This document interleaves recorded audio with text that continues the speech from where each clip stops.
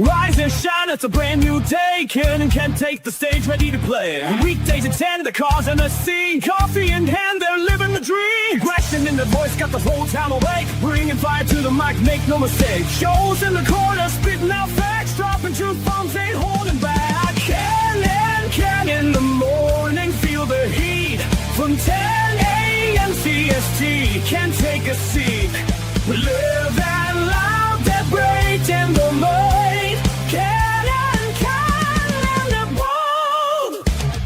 Light up your speakers, crank up the sound. They're talking about life upside down. Opinions exploding like a sonic blast. In the studio, they're built to last. With passion and grit, they engage and ignite. Every single week, they're a force can't fight. From sports to politics, This is a Huddle Sports Network broadcast. You can find us on Roku TV, Amazon Fire TV, Facebook, and of course YouTube. Get all your NFL news here first. Good morning and welcome to another edition of Ken and Ken in the Morning as you see me on my iPhone. Oh, let's get that cam where it's supposed to be. If it'll go, there we go. Hey, I'm here. There we go. Welcome to another edition of Ken and Ken in the Morning as we kick off a Wednesday morning edition. How you doing this morning, Ken? Oh, not too bad. You know, this is that part where you would have a producer doing everything that you and I are doing right now. Yeah, but since we're not big time like McAfee, we got to be our own producers here. What? What do you mean we're not big time like McAfee? I mean, we've got our own haters. Oh, I mean, to be fair, in this day and age, all you need to do is breathe to have somebody hate you. Oh, that's true. That is true. So yeah, it's another football day. I did not see anything new. The only thing that I have seen is that the old Packers lineman J.C. Trotter, the one who was involved with the NFL Players Association there, has got himself into a whole mess of trouble because he apparently covered up collusion by the NFL owners that when Cleveland gave Deshaun Watson that fully guaranteed contract, apparently at the owners' meeting after that, there was a bunch of teams that had colluded not to give other guys fully guaranteed contracts. J.C. Trotter had information on that and buried it because he was trying to become, I forgot the exact title, but the executive of the NFL Players Association. So he's got himself a nice little world of shit. Okay, this whole thing with owners colluded to not give fully guaranteed contracts. Okay, and that's one thing.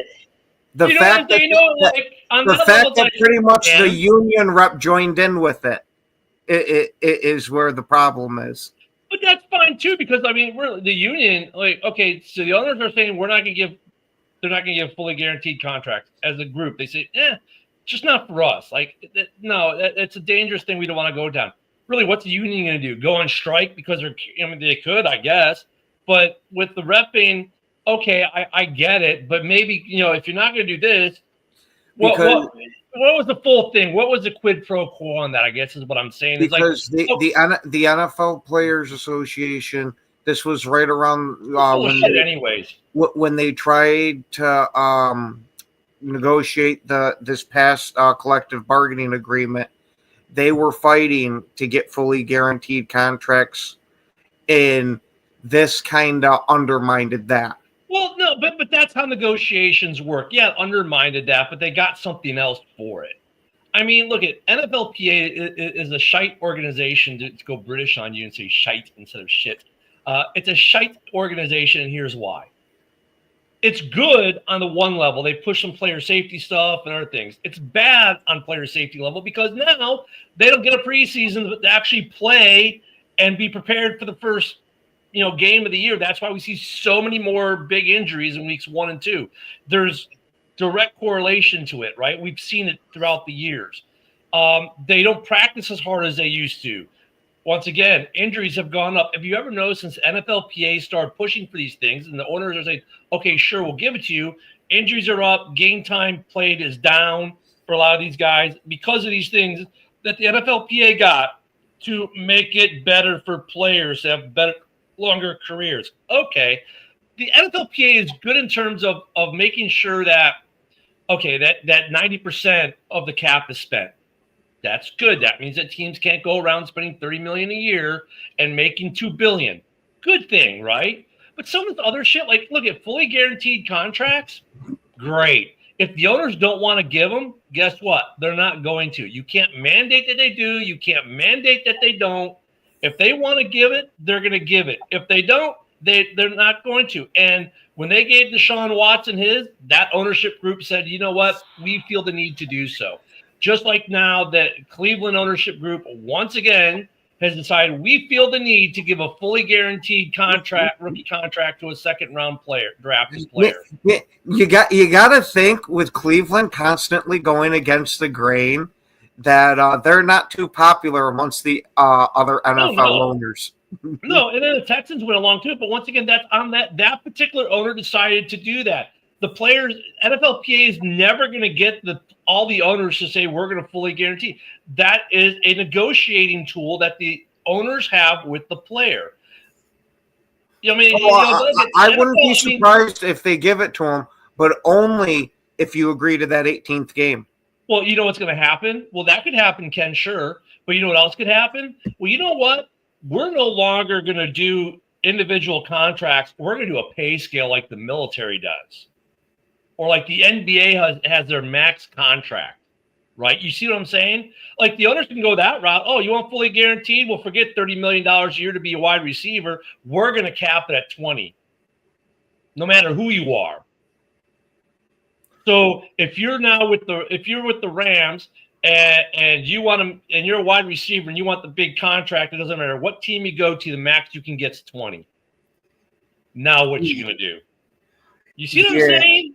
I see that, but I see that being a massive strike. That's when you'll actually see the players. Okay, no, okay, but we're not doing this shit. The players need to understand something. They are replaceable,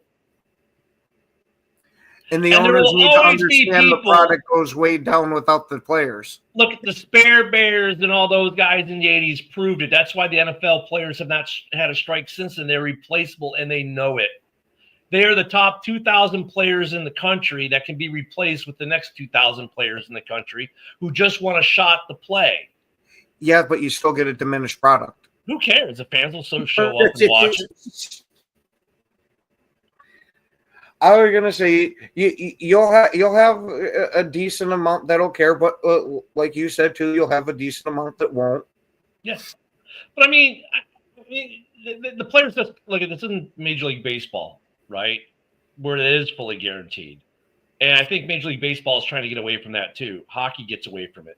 I'm sorry, but I always thought about that the owners colluded not to give fully guaranteed contracts. And don't the players collude to get what they want? Yes, they do. Oh yeah. It's just more the fact of, okay, if you're not going to get fully guaranteed, whatever. But the fact that they're all doing it behind the closed doors of saying, no matter what this player is, you're not getting it. Well, you don't collude in the open. That defeats the purpose of colluding. That's like saying, hey, Iran, we're going to drop bombs at precisely 10 p.m. tonight. Make sure you duck and cover. No, you just go, right? It's the same thing with this. It's like, the UFL is actually not unsuccessful. It's definitely not successful either. Well, they're not. I don't know if they lost money this year or not, but people would still watch. If the NFL players want to strike, here's the difference, though, Luca, with that. The UFL, CFL, other football leagues are seen as secondary leagues to the NFL. If the NFL were to go strike and you got like the spare teams, like the Spare Bears, what we called them back, was that 86, 87, whatever the strike was back then. here's what you'll get. You'll get half the fans who'll be like, yeah, the players should get what they want, blah, blah. And you get the other half and be like, no, man, these overpaid crybabies who make $30 million a year to catch a ball and drive Lamborghinis at 140 miles an hour down the interstate, fuck them. And those people are still going to show up to the games and make it successful.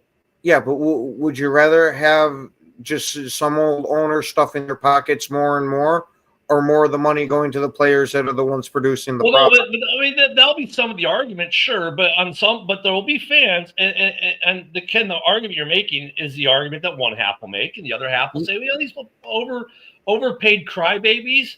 I mean, you're already making $30 million a year, and now you're crying because it's not fully guaranteed. Because if you suck and they cut you, you still want to get paid. Fuck you. If I lose my job, I don't get paid. My salary is not guaranteed, right? That's where the players look bad, because it's like you're not out of touch with the average person.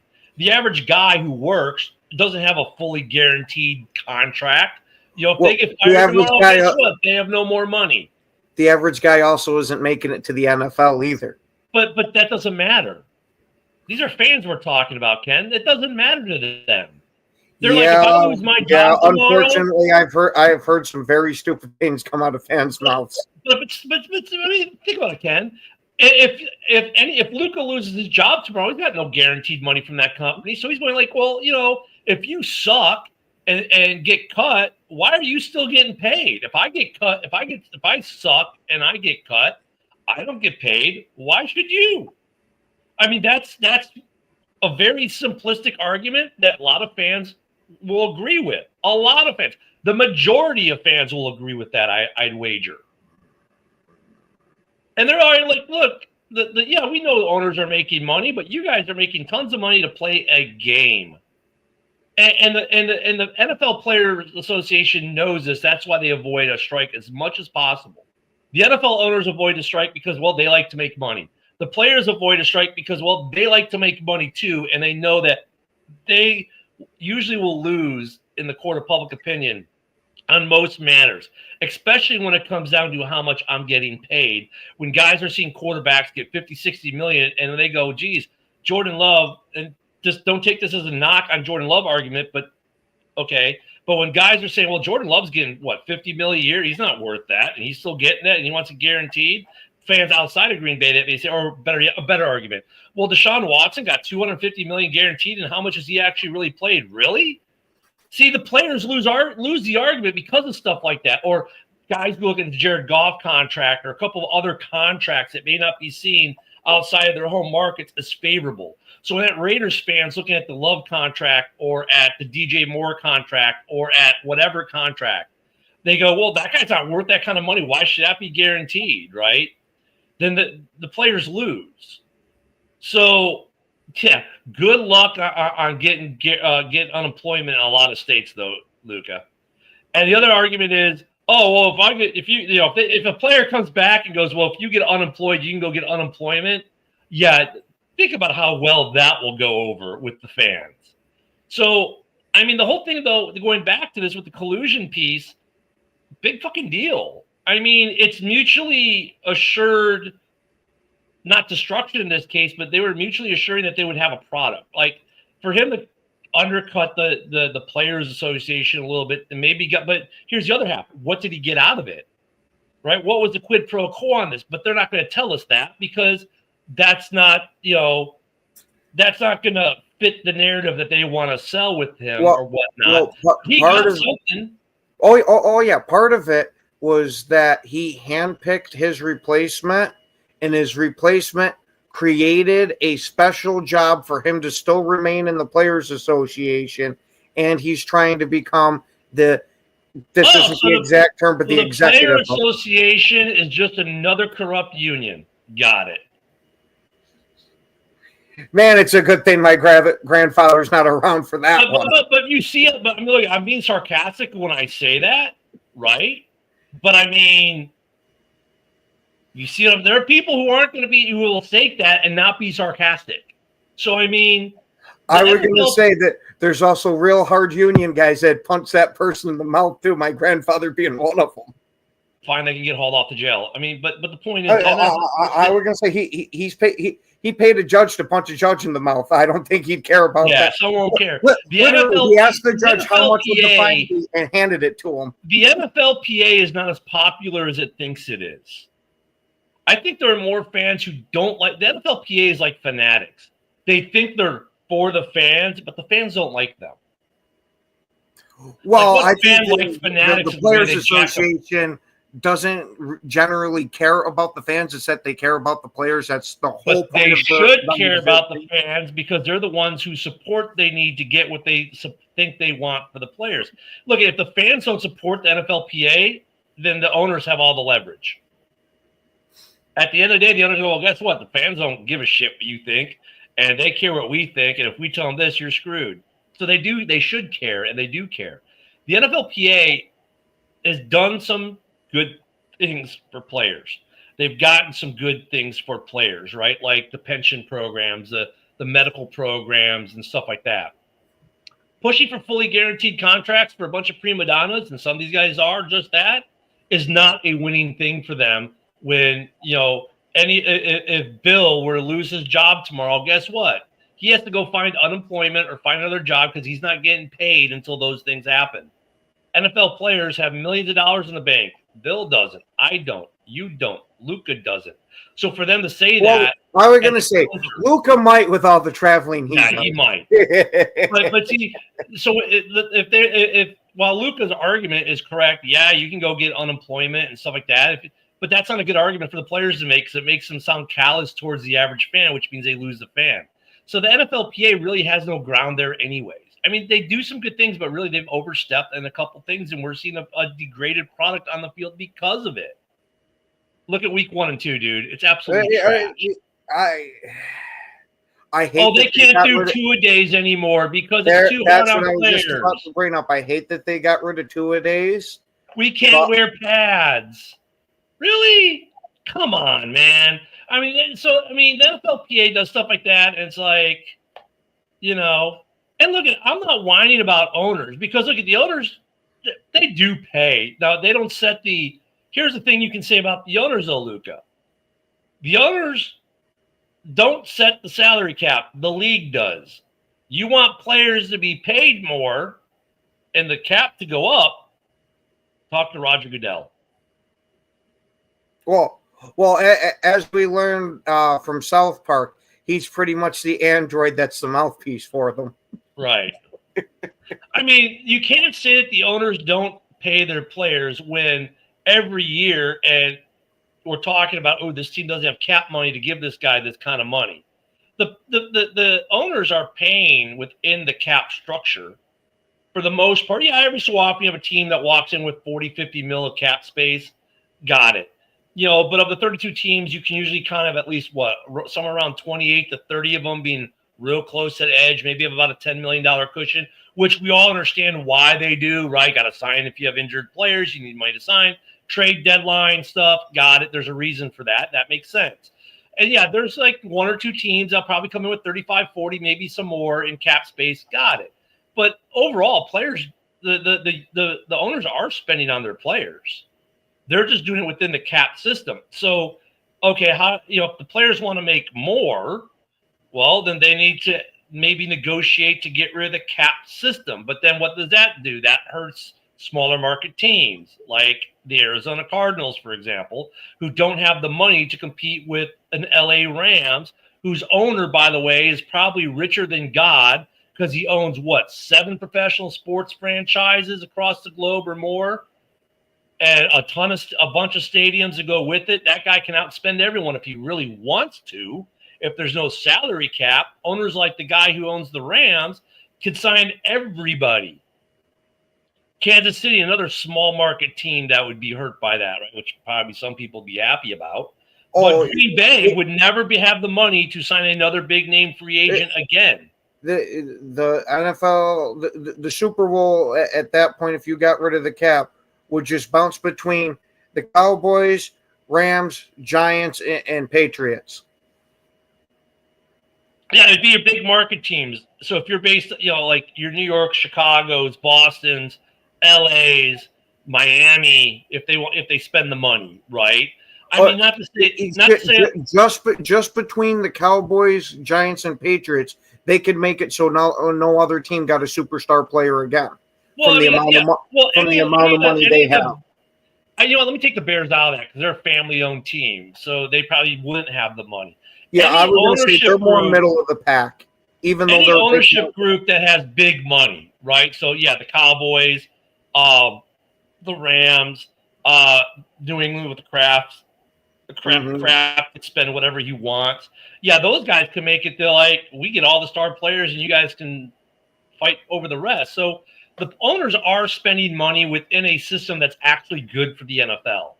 I mean, and we can't complain about the player. The minimum contract in the NFL is now what? What's the base contract? Like $875? Is that the minimum? Is that what these guys? Let me look at it. Let me look it up. Yeah, I was going to say that's not the vet minimum. The vet minimum, I think, is like 1.5 or something like that. Yeah, but I mean, like even the cheapest contract, like for a rookie, is like $850 million or something like that. Let me see here. Well, the Bears have at least one or two like that. Let me go to the bottom of their, like the cheapest contract the Bears have right now is $840,000. Yeah, it's $840,000. So is the bare minimum, dude. I mean, the average fan. Well, this is true, Luca, but they do spend money. Or let me keep that up longer. This is true. You know, I think owner of any company would want to maximize profit, but they are spending money within the confines of the cap, and they are spending the cap money. And when the cheapest contract on an NFL roster is $840,000, it's going to be kind of hard for you to get the average citizen to really feel bad about that. The average football fan is going to say, oh, you're only making 840 G's. You know, I bust my ass. I work really freaking hard, and I make 50 grand a year. Wow, you only make 840 and you sit on the bench. That's rough. What, you got to go to practice a couple days a week? Oh, cry me a river. You see what I'm saying? So, I mean, the players... Yeah, but that to me sounds like the same argument of that same guy that's making about $50,000 a year. Whenever he sees the person drive by in the new vet, oh, you know, screw that lucky son of a bitch. He didn't deserve that. Well, they did stuff that you can't do, so you don't really get to speak on what they deserve. You know, once again, Luca, that what is not the owner's problem. What is not my problem with that? Okay, great. That's nice. So lobby to have the cap raised. And the cap does go up every year based off revenue sharing, right? We broke it down last summer, right? I broke down your Minnesota Vikings made just under $1 billion for 2024, right? And they spent $255 million on that. But then we broke down how much they pay. Remember, they have to pay staff and everyone else. So, you know, they make about 25% of what they take in, I think is what we came up with was the final answer. Like a team might rake in about $4 billion, but at the end of the day, they get about $1 billion in profit. Okay. I think it was something like that. Maybe it was a little less than that, the profit number percentage. But anywho, you know, you want them to get paid more, raise the cap, and the cap does go up every year, 20 million or so. It was 30 million, then 20 million. It's not poor owners fuck the players, Luca. That's not. I'm not saying that at all. The owners make money too. I'm saying in a war of, oh, I want to make more money, they lose the average fan. They did in the last strike. The average fan wasn't moved by the fact that they weren't making millions of dollars more than they always were. Yeah, and there's a segment that was also 40 years ago. Yeah, but there's also, if you bring it up now, you're going to get the same argument because you see it now in other stuff where people are like, oh, you're crying because you only make, like look when player contracts come up and like a guy like, you know, it's a difference of I want to make 32 mil and they only offer 30, and the fans more times than not don't side with the player. They say, oh, poor baby, you're only making 30 mil. There's a large, I mean, so the NFLPA, it's a tricky slope. It's a slippery slope to play on, right? With that. And they got to be careful because fans, the average fan that makes 50 to 60, 70 grand a year, they're on one level, like, you know what, you deserve to make the money you make because you're really good at what you do. But then at another point, they get to a point where you're like, but don't be you're pushing your luck a little. Well, that, and you'll also have a decent subsection of fans that are going to say, wow, my boss and that keeps screwing me over. Right. And The these inverse guys is true. and these guys keep screwing these players over. So The inverse is true. Yep. Yeah, I was going to say that might dissuade them a bit from supporting the team as much as they would have. But like I said, the owners are pretty smart about even how they do that. The owners are pretty smart about that too, in the way they do it. I mean, I'm not trying to be like on the owner's side here, but I'm just saying tactically, the NFLPA doesn't want to push this fully guaranteed thing too hard and cry too much about it. Like, they've got other things that they could be more effective with. I mean, I get it. Like, everyone's making a ton of money. We're not. They are. These players are making gobs of money when the cheapest contract, what we just say is just under 900K, 840 or whatever. What is it? Yep. 840K. Yeah, I mean, these players are making good money, even the ones who ride the pine and don't do anything. They're making 840K to practice. But cool, we also got to take into account, too, of how much of that money that these players got to spend so that they can stay healthy enough to be able to be there. Because like you said with Urlacher, he needed an X amount of dollars to be able to play. He said to put his body through it, he wanted the extra money. Not that he needed it. He wanted the extra money. The Bears said, well, we're not going to give it to you. So he retired. Part of that was for the therapy that he's going to need throughout the year, like the cryogenic. Where's all the money that we're paying cops then for all the therapy they're going to need for all the physical stuff they go through? Because they don't have a VA like the military does. Right? I was going to say, I know this pretty well. My old man was a cop for years. Or what about firefighters or these other people who have to spend tons of money post their career? Where's their money? See, that's where you lose people in that argument to some degree. You get the guy who's a cop who just retired, like, I don't get money to pay for my therapy that I need for my achy body after being a cop for 30 years. So that's an argument. That's why you don't see that argument trot out there much, because they lose the common person with that. The thing is, you want to be able to relate to the common working Joe and make them rally for you, right? And the players do a piss poor job of it compared to the owners. They really do, because it's a bad argument for both sides, because it's the rich fighting the rich, which already turns some people off. Well, it would be the uber rich fighting the rich. Yeah, well, some of these guys are showing to be uber rich now, like your Patty Mahomes types who are buying teams, and everyone sees Brady. I mean, not everyone's Brady, but it doesn't matter. The average fan doesn't see the guy riding the pine versus they just get lumped into one pile. Unfortunately, that's not the best argument, but that's the reality of what happens. So, like, the fact that they colluded to not do guaranteed contracts, okay. I mean, really, the owners could just say this: fully guaranteed contracts is a non-starter, and we'll never give it to you, period, end of discussion. What are you going to do? Go on strike? Fine, do it. I was going to say that then Luca's point here comes up. That's when I'd say the franchise tag automatically has to be off the table, too. Well, no more franchise tag. That's great, because then the owners just won't give contracts. I mean, look, at everything these players want, there's an inverse, and the owners have the power to say, all right, fine, whatever. The owners are willing to take a hit for losing a player like that, because they're still going to sell seats in their stadium. I was going to say, to be fair, since you were talking about the player strike, how about the ref strike when we had all those terrible referees? That shit hurry up and ended quick because of the diminished product on the field. Yeah, but that was because they were getting pressure from ownership and NFLPA. They're getting pressure from both sides, and they're replaceable, and they know that. They could have brought up, while it was diminished, it would have gotten better, and the refs knew that, so they ended it very smartly.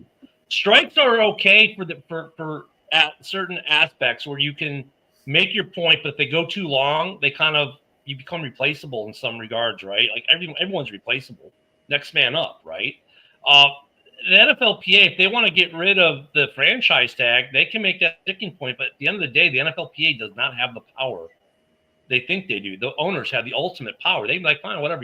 We're just done with you. We'll just bring in the spares. We don't care, because people they'll still make money. So it may be less money. Be a lot less money than they would have made. But see, that's just it, Ken. It doesn't matter. Oh, I went from making $1 billion to only making $200 million. I'm still making profit. Yeah, Profit is yeah, profit. but a lot of those types of guys aren't the type that are gonna see I'm making 200 million. They're seeing it as I'm losing Oh, 800. I don't have to pay a guy $30 million to be a receiver now with replacement players. Sweet. I'm still going to fill the stadium. Great. Yeah, but again, they're going to look at it as the money that they lost from that instead of, okay, I still gained this Sure. without having to pay Yes, that. I could have made more money. I could have made. Well, I love this way. Are we going to say which can? I mean, look it. I get it, but at the end of the day, they're still gonna make a profit. At the end of the day, that's all they really care about is making a profit, right? And they want a ring too. And they know that the players know that, and eventually they'll come back, right? So the players, it's a hard balance to strike between the two, but the owners have the ultimate power because they don't need the NFLPA as much as the NFLPA needs the owners. Because guess what? The players can't they're not starting their own league. They don't have the money to do that. They don't have the infrastructure to do it. They need the owners more than the owners need them. Players come and go all the time. Well, now that there's the UFL back in existence, I'm not saying it's viable, but they could all bounce over to that league, and that would instantly give that league credibility. Yeah. Luca, you say that, yet they did during the last strike. They still paid their ticket price. I think ticket prices were reduced, but people still went. Once again, it doesn't matter that the NFL. Look at good morning, Philip. Once again, and I may not disagree with you, Luca, but I'm telling you what happened last time and what would happen. Okay, so I'm doing the anti-argument, if you will, whatever. People will still pay to go to see the games. They don't care. Some of these guys don't care. Some of these guys could give a rat's ass about unions. Guess what? There are people out there who don't give a shit about unions. There are people who hate unions. So they're not going to care. You may not go, Luca, or Ken, or some other people out there but there are a lot of other people who don't share that and will go. And enough of them will go where if the owners are making money, oh, well, guess what? If those guys don't ever come back, there'll be other players and other people who will come up and replace them and maybe be really good, and fans will get excited and whatever, and the game will go on. So, I mean, that's why it's always the owners always have that upper hand. And with the UFL, maybe some of the players can go to the UFL and make that a better product where people want to watch it, but they don't have the infrastructure the NFL does, right? So, but once it hold on a second. There you go. Yeah, they really will, Luca, and they did it before, and they would do it again. They really would. I mean, that's what I'm saying. And look, we're not saying there's going to be a strike or advocating that there should be a strike, but the fact, this goes back to the owners colluded to not offer fully guaranteed contracts. Okay, and now, but they all colluded with NFLPA, and the guy did it to make himself his own little side gig when he retired. Okay, I get that controversy. That's what people should be mad about, not the fact that owners colluded to not do fully guaranteed contracts. Yeah. The colluded is more just a part in the story instead of the apex of it. Saying that the owners colluded, you knew that they did. They it was more you knew that they did, and they were conspiring against us. Yet you didn't inform us, so we could have developed a strategy to combat. He did it for his own personal game, and it's in the owners are. And what you think the owners are going to come out and say, "Hey, your rep colluded with us"? No, they're like, "Thank you." I mean, but as you see, it still found a way to leak out. Yeah, someone opened their yap because someone said something they shouldn't have said or did something to someone and pissed someone off. But I mean, I get though on this topic, I'm with the owners. Like the fully guaranteed contracts in the NFL. No, I mean, look, at NFLPA has done some good things, and some of the medical coverages, the retirement package, if you will. They've got a stipend for players who've been in meet so much time, right? That they're always going to get a paycheck from the NFL. Right. Remember, that's where the NFL pays money out now, too, to these stipends or It's not really retirement, but I don't know what you Oh, call it. yeah, no. It's pension. pretty much the NFL. It's a pension program. Yeah. Yeah, so the NFL, so they got a pension program for, like, especially a guy who plays, I think the minimum's what 3 or 4 years. So you get a guy who played at the league minimum for 4 years and leaves and I'm not going to, and he's still going to get money. That's good. Main event. Good to see you this morning, brother, by the way. Deshaun Watson is a good example of the owners digging in their heels and banding together saying, no, this will not be the standard. And they should do that, right? Yeah, but the NFL pays into that too, Luca. It's not just all the NFL players.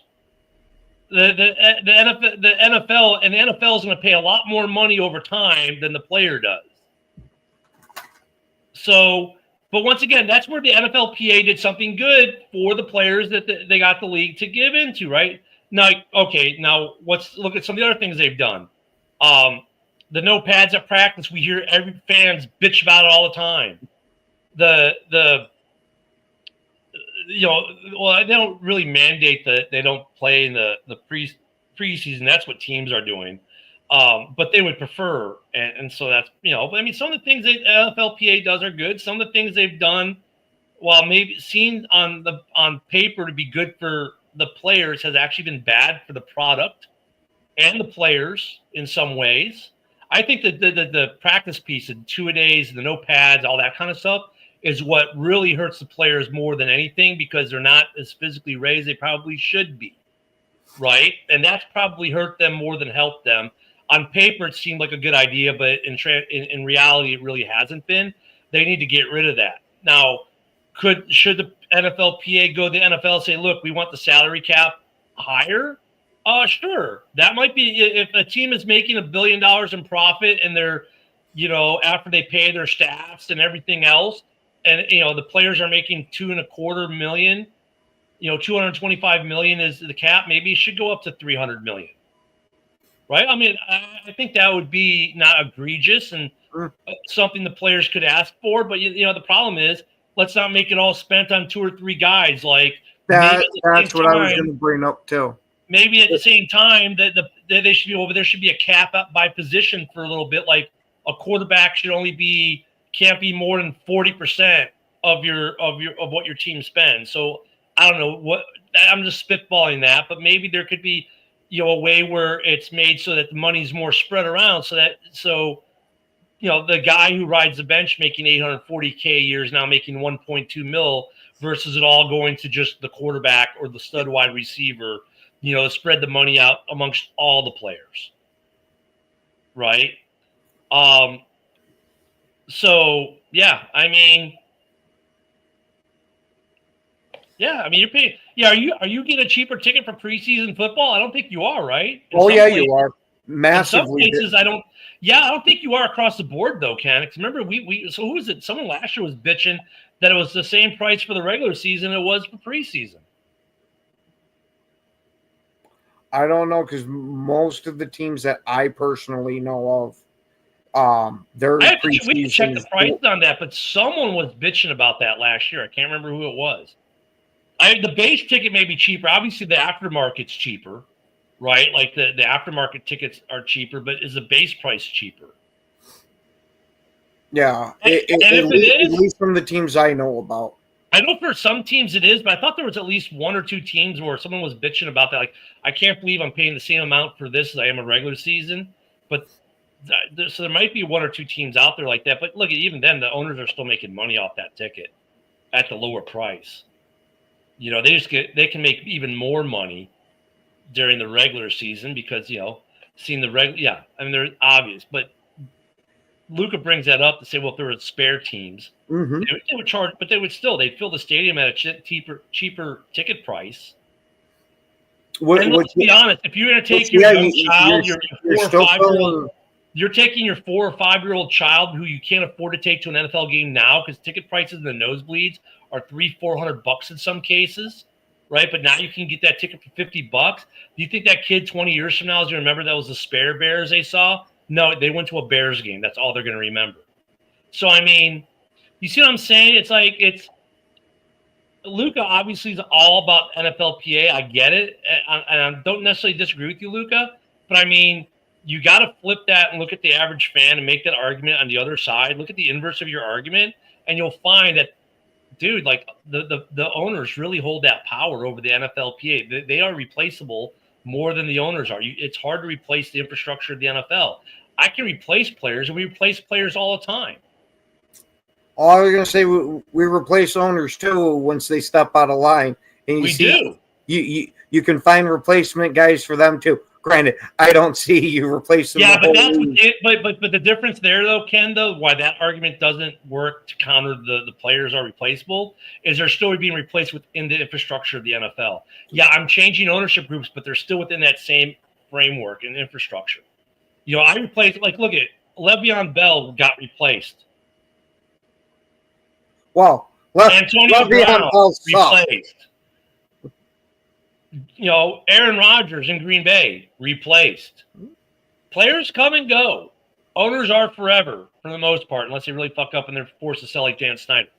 But I mean, but you see what I'm saying though? I mean, they're more that the players are right to pick certain battles, and in other battles they can pick the fight, and then either give up on it or seek a lesser common ground. So they're never going to get fully guaranteed across the board. It's never going to happen because no team's going to do it. Because when you look at like how many players, you know, actually fulfill their full contract, that number is probably not great overall. And now we look at guys, you know, first it used to be this. This is the last year of your contract. You'd play it to negotiate your new contract. Now they want a new contract before they start the final year, or they threaten to hold out and do stuff like that. That doesn't help their argument either, right? And it's not that they're playing. Yeah, I'm with you too on some of this, Luca. But the NFLPA is they're just a smaller version of that, right? What was that? What you said? It's the rich against the super rich, right, Ken? That's how the way you put it. The uber rich against the rich. Yeah, I mean, you know, they're third string quarterback. Okay, completely off the topic there, Philip. But okay, hold on. To be fair, a little bit is that kid is that quarterback from Canada, and he's catching a lot of buzz around Packers fans. Okay, so I can completely agree with Philip and totally understand. I mean, but you know what though? I mean, begging for tax money. Let's go. Actually, let's shift this a little bit to the off the players and onto the owners.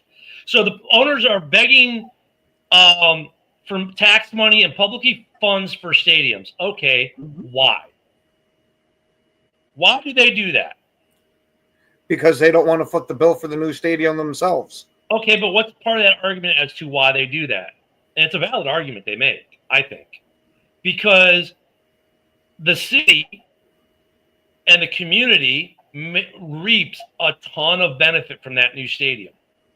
Jobs, taxes, tourism, right? So I don't care what sport it is, be it baseball, hockey, football, whatever.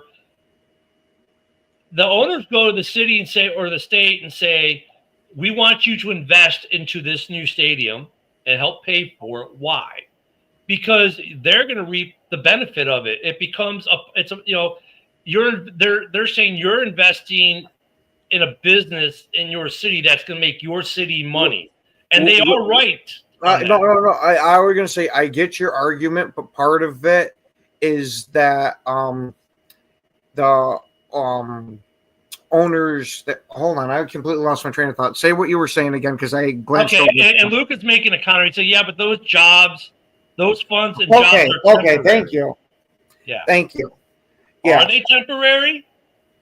Yeah, you know, I don't think that people would have as much of a gripe about it if the owners were looking for just a small piece of helping build the stadium, where a lot of times we see these owners looking for the taxpayers to take the lion's share of it.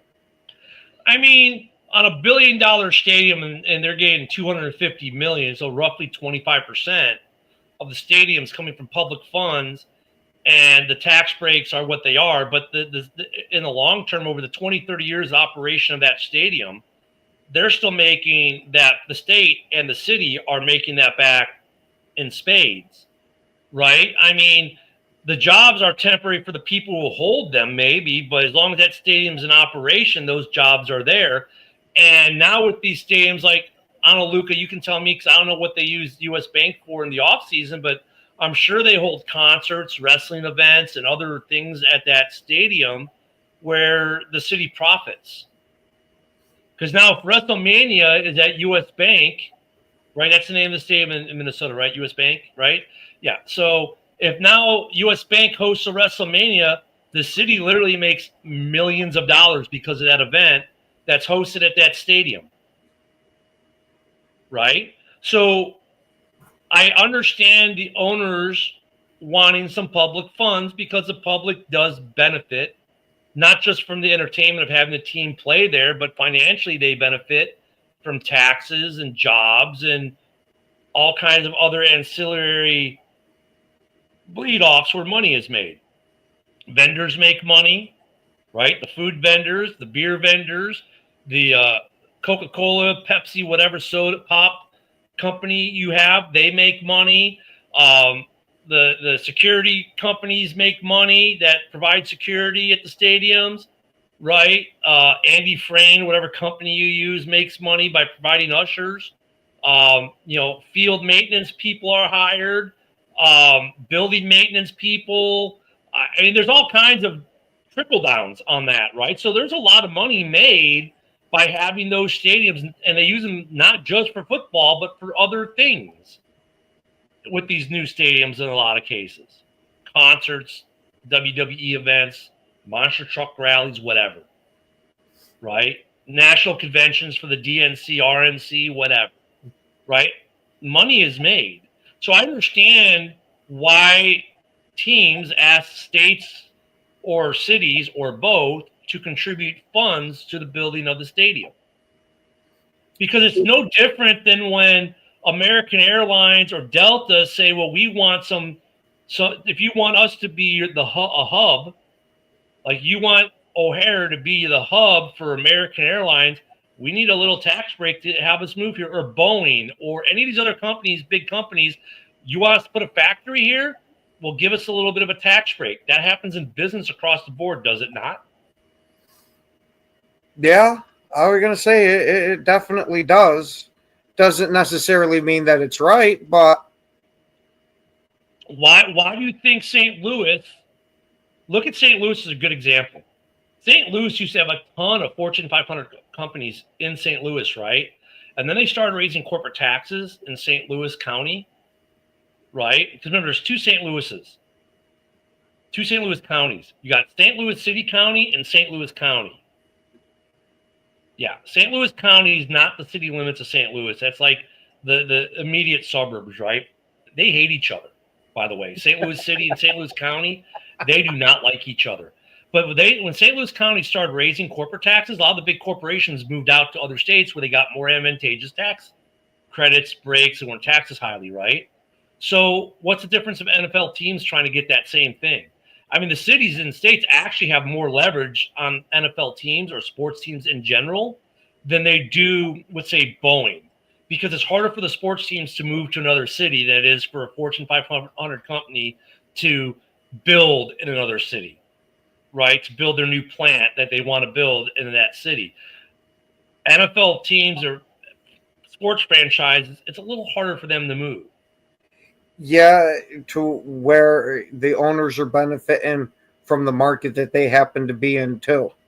That it's a mutually beneficial arrangement that they have, not to where one side's winning it. Yeah, and look, I mean, the tax breaks do happen in some cases, not all. Look at the Bears right now. Like the state of Illinois is like, we're not going to give you any money nor tax breaks. They're like, well, then we're not going to build in Chicago because Chicago's not going to give us any breaks either. So, but look at Arlington Heights, they are. And oh yeah, we own the land. But really, if you think about it, the differences between, let's see, like Boeing, when they say we want to build a new plant to build new Super Hornets, right, or whatever new jet we're building, whatever it is, they can. It's easier for them to move to go to a city that's most advantageous for them, for the breaks they're going to get, for the money they're going to get to maybe help build their project, or in some cases, the land given to them for free from the state or the city, right? Than to say go somewhere where that doesn't happen than a sports franchise. Because if the Boston Celtics, they're stuck in Boston. How hard would it be for the Boston Celtics to move to Spokane, Washington? It's never going to happen. Why? Well, there's a million reasons. How hard is it going to be for the Bears to leave the Chicago area and go to Louisville? It would never happen. Why? A million different reasons. It's harder for professional sports franchises to move. Logistically, fan base wise, it's a different animal. But why should they not ask for the same breaks that Boeing, AT&T, any other big company asked for, and help to build the stadium? That complex serves more than just that sports franchise. It serves the city it's in, and they make money off it. So once again, I'm not against the owners asking for money. I think it's fair for ownership to ask the state or the city to kick in some money for the building of the stadium. And sometimes, that money translates into, well, just give us the land for free. Like, don't charge us for the land to put the stadium on. I was gonna say, in that case, I wouldn't argue with it. It's more, if it was just the tax break type of stuff, I don't think you'd get too many people bitching. It's just more of, okay, we're going to actually help you fund it, that we're paying out money for it. If you look, if you think, and let me throw this up, Luca, you can play a Bob tier, it's kind of apples and oranges, Luca, when you're talking players versus stadiums, but I get your argument. Look at it this way. Look at cities that used to have professional sports franchises, and they left at how much money they lost when they left over the aggregate, over the long term. That's why cities want to keep their teams too, because they know they make them a lot of money. So I'm not trying to side here with owners, but in a way I'm going to, because I think the owners are not wrong in asking states and cities to kick in some funds for something they're going to make a lot of money on. I'm not trying to shove you off the cliff, but it's not an unreasonable request by ownerships of these sports franchises to ask the city or state to help fund. Look, if the team's going to cover 50 to 75% of it out of their own pocket, like I think the Bears are like, look, we'll cover 75% for a stadium downtown. I don't think it's unreasonable for them to ask the state to kick in, state/city, to kick in 25% of the cost of building that new stadium, because the state and the city are going to make way more than that 25% back within 2 to 5 years. And just all the other revenues they're going to make off it. Good morning, Mitch. Oh, you're good, buddy. That's all right. Hey, people got to work. Ken and I don't. We get it. Kind of. But yeah, so I was going to say, are you sure we get it, Ken? Yeah. So, I don't think that's an unreasonable request for ownership. So, like, look at the city of Chicago's going to cry and bitch and moan when they build the stadium in Arlington Heights, and they have no one to blame but themselves in the state of Illinois, the governor in Illinois, for that, because I don't think what the Bears asked is unreasonable, considering that they own the land in Arlington Heights and said, we'll still build it on land we don't own and rent from you if you just kick in some money for this stadium. And they said no. So now they're going to be like, you know what? Fine, we'll do it on our own on land we own, and now you make no money from it. Cook County, the county doesn't care because they're going to still get their tax revenue. The city of Chicago is going to lose money substantially. All the games that were played there, all the other events, the city now makes zero money. The state is still going to make its money off taxes, but the city is the one losing there. They're the only ones really losing. The Bears are going to make money. The biggest winners of this are going to be the Chicago Bears and the city of Arlington Heights. And the biggest loser is going to be the city of Chicago. But didn't you give money to well, maybe not the NHL and NBA teams, but yeah, when was the last NHL championship in Minnesota? When was the last time the Stanley Cup was hoisted in Minnesota? When was the last time the Timberwolves won an NBA championship?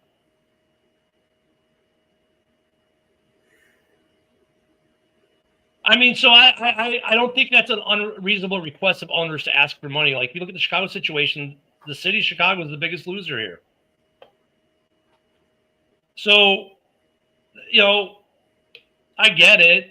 Owners are going to make their money. Owners make their money outside of the football game, too. That's the other thing. I mean, why should owners make all this money? Well, a lot of these guys don't just own the NFL team.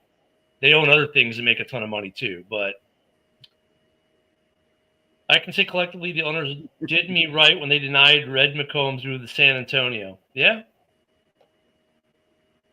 It's an imperfect world, right?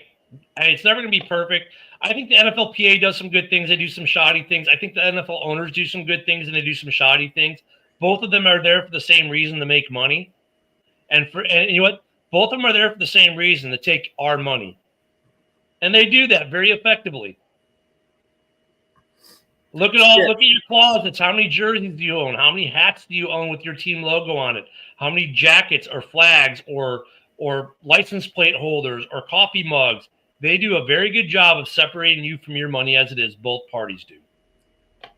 No, they don't take our money. We're like the Futurama meme. Here, take my money. I'm giving it to you. Look how much money they get Luka to spend every year to follow his team around the globe.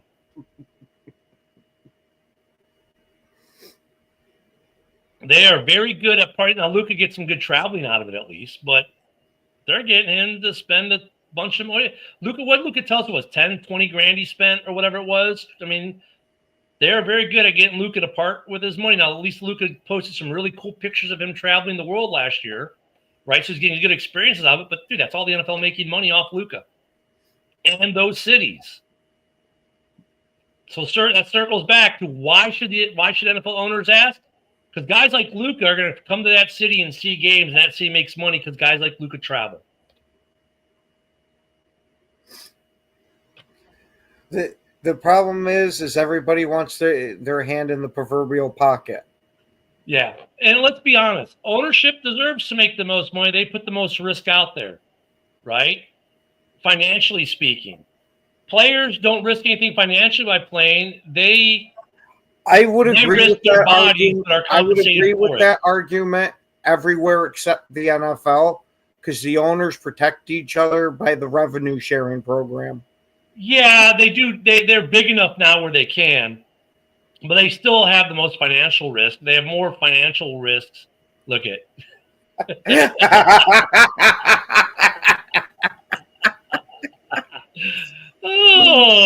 But I mean, he might not travel for replacement players. That's true, but they'll still fill stadiums. I mean, look at the players that can't. The owners have a little bit more insulation now. There you go. There you go, Motown.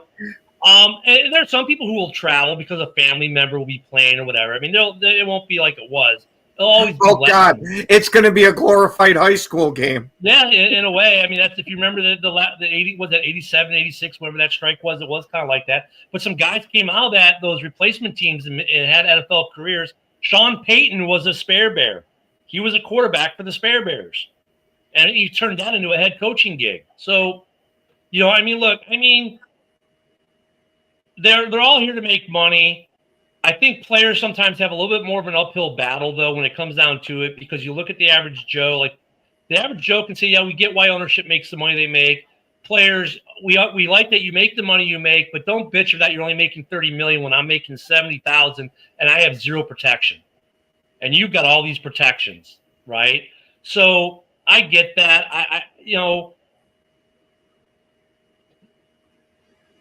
And guys like, well, I want $60 million or I'm not playing. Like, okay, whatever. I mean, we see player fatigue with that already with some of the players in their contracts. So, I mean, it's an uphill battle on these fully guaranteed deals. It'll be interesting to see what happens on the next collective bargaining agreement. I hope they negotiate back in wearing pads at practice and two-a-days and stuff like that to make it better, because I think this is hurting players. Yeah, definitely not helping him with the whole conditioning aspect, but I doubt we'll ever see that again. Yeah. Well, we'll find out more tomorrow. Don't forget tonight we got the MMA show this afternoon, and we've got House Hall tonight, and we'll be back here tomorrow morning, of course, to talk about something else that's not contracts and how much money they make. But it's fun little argument today. We learned a little bit more about Luka, that we already knew that he's a whore for traveling to away games and spends way too much money in the NFL, but he loves it. With that note, we're out of time. We'll see you tomorrow, guys. Have a great day.